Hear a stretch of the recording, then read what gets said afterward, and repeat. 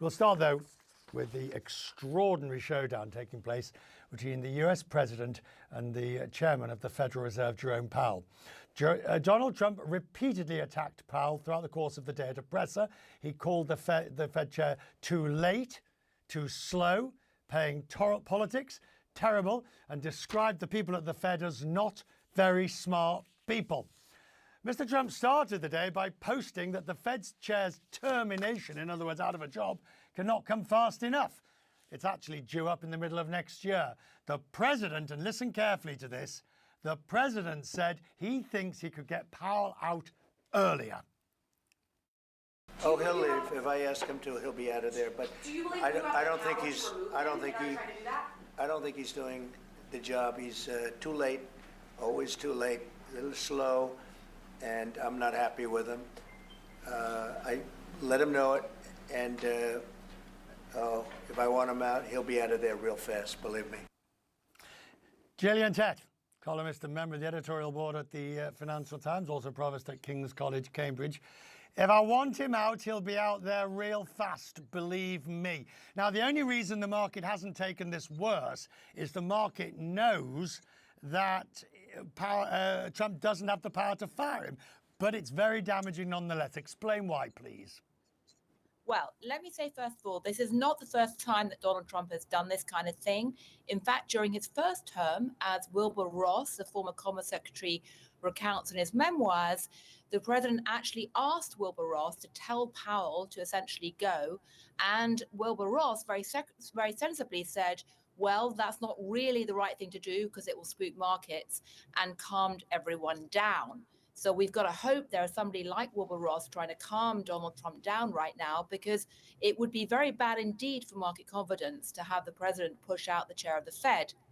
In terms of whether or not the president's actually able to push out the chair of the Fed, it's a very interesting question, because in fact, inside the Fed, there has been a very lively debate in recent months and years, including in the first term of the presidency, around the constitutional implications of this.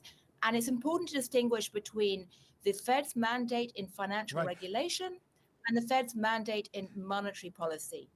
What people inside the Fed seem to think is that when it comes to the question of financial regulation, they're actually on quite weak ground to maintain their independence if it comes to a full-blown clash against the president, because essentially it does seem that the president has quite a lot of power.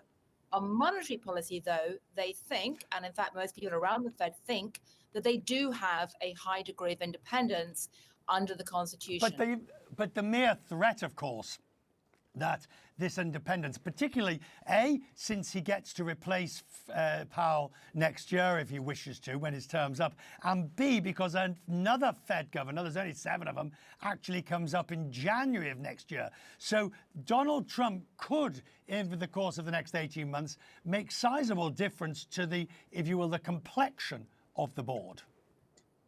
He absolutely can make a sizable difference to the complexion of the board. And simply by speaking about the independence of the Fed and appearing to challenge it, he's undermining them just through so-called verbal intervention, which of course is what the Federal Reserve likes to do, verbal intervention in the markets. So that is absolutely a threat. What is not clear from his comments today is whether he felt that Powell's departure could not come a moment too soon in the middle of next year as planned, or whether he actually wants to try and push for him to leave earlier. I do not think that Chairman Powell is going to go willingly at all. So we could be heading for a very nasty showdown. We had today, I mean, you know, one of the perks of my job is I get to listen to all the original tape material coming into the building of President Trump.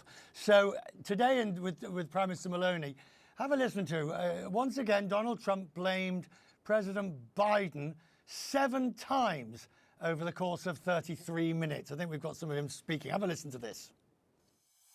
We're making a lot of money. We're taking in a lot of money. Don't forget, we're taking in 25% on cars, 25% on steel, 25% on aluminum. We put penalties on Mexico and Canada, 25% for allowing fentanyl and allowing the borders to be weak. No, we're taking in billions and billions of dollars while I sit here and talk to you.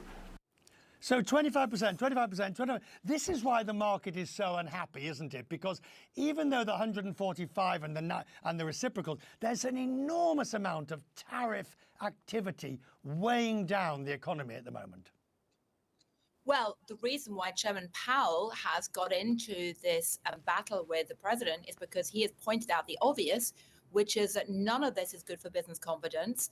All of it is bad for inflation, and it can add up to a very nasty combination known as stagflation. And so it's not just the tariffs which are causing so much business and market uncertainty. It's a fact that the tariffs keep changing every few minutes.